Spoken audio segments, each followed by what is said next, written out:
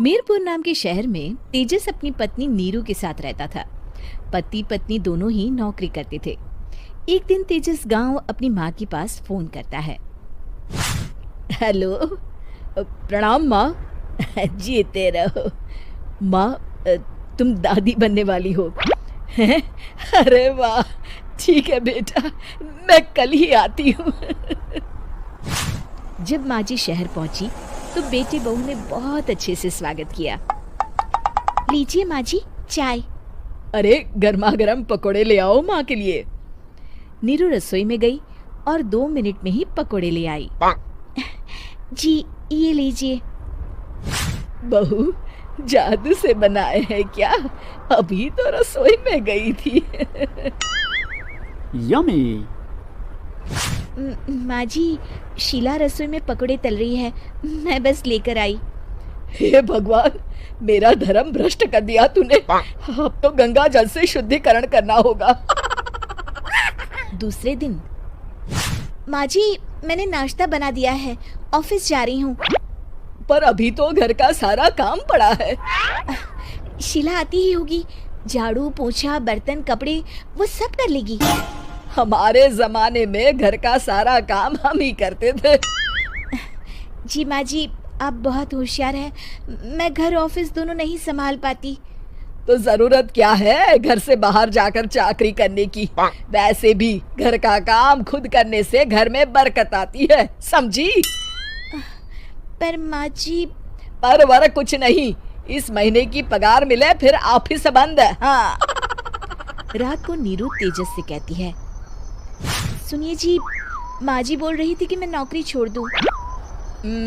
वैसे ठीक ही तो है, अभी तुम्हें आराम की जरूरत है। फिर भी आराम कहाँ, शीला को छुड़ाने के लिए बोल रही थी। तो अब 24 घंटे में इतना काम तो कर ही सकती हो। पर जॉब पसंद है मुझे, घर पर मन नहीं लगेगा। अगले दिन जब दोनों ऑफिस के लिए निकल रहे थे, मेरी तो कोई कीमत ही नहीं है इस घर में। माँ जी, आजकल महंगाई बहुत है, रहन सहन भी बदल गया है, दोनों नौकरी करते हैं तभी ठीक रहता है। अच्छा, तू कहना क्या चाहती है? मेरा बेटा तुझे बिठा के खिला नहीं सकता? तू ही इस घर का खर्च चला रही है, हैं? नहीं माँ जी, मेरा वो मतलब नहीं था। मतलब खूब समझती हूँ, ये बाल धूप में सफेद नहीं किए मैंने। हाँ। अब तो ये रोज का काम हो गया था। तेजस भी रोज की झिकझिक से परेशान हो गया था। एक दिन उसने कहा, नीरू, वैसे भी तुम्हें मैटरनिटी लीव मिलने वाली है, तो अभी से ही छुट्टी ले लो। पर क्या, मेरी सैलरी अच्छी खासी है। आखिर नीरू ने रिजाइन कर दिया। जब बच्चा हुआ तो घर में सब बहुत खुश हुए। कुछ दिनों बाद तेजस फाइल देख रहा था। क्या हुआ तेजस, कुछ परेशान लग रहे हो? हाँ, वो हमारी जितनी सेविंग्स थी वो तो हॉस्पिटल में और छठी के फंक्शन में खत्म हो गई है नीरू। और अभी वैसे मंदी चल रही है तो मैं बोल रही थी कल मुन्ना को हेपेटाइटिस का टीका लगवाना है। नीरू, क्या पोस्टपोन नहीं कर सकते? नहीं जी, बिल्कुल नहीं। अब तेजस को समझ में आ रहा था कि उससे गलती हुई है। पैसों की कमी का असर घर के माहौल पर भी पड़ रहा था।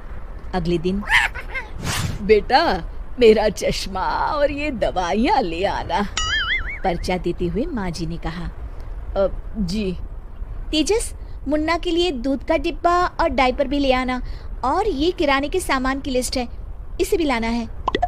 तेजस गुस्से में लिस्ट मरोड़कर फेंकता है और चिल्लाता है, पैसे क्या पेड़ पर उगते हैं? ये ले आना, वो ले आना। अरे पर ये जरूरत का सामान ही है। वो गुस्से में बिना कुछ कहे ऑफिस चला गया। अरे अरे लंच तो ले जाइए। नीरू दौड़कर डिब्बा पकड़ाती है। एक दिन खाना खाने के बाद, नीरू, अब तो मुन्ना कुछ बड़ा हो गया, तो अब तुम वापस ज्वाइन कर लो ना जॉब। पर इस रिसेशन में जॉब मिलना बहुत मुश्किल है। ट्राई तो करो। फिर मुन्ना? माँ जी है ना, और एक फुल टाइम मेड भी लगा लेंगे। पर माँ जी, उन्हें तो पसंद नहीं। तभी माँ जी वहाँ आ जाती है और प्यार से नीरू के सर पर हाथ फेरते हुए बोलती है, अब मेरी समझ में आ गया बहू, पहले के और अब के समय में अंतर है। तुम काम शुरू करो, मुन्ना की जिम्मेदारी मेरी। मेरी प्यारी माँ जी। ये कहकर नीरू उनके गले लग गई।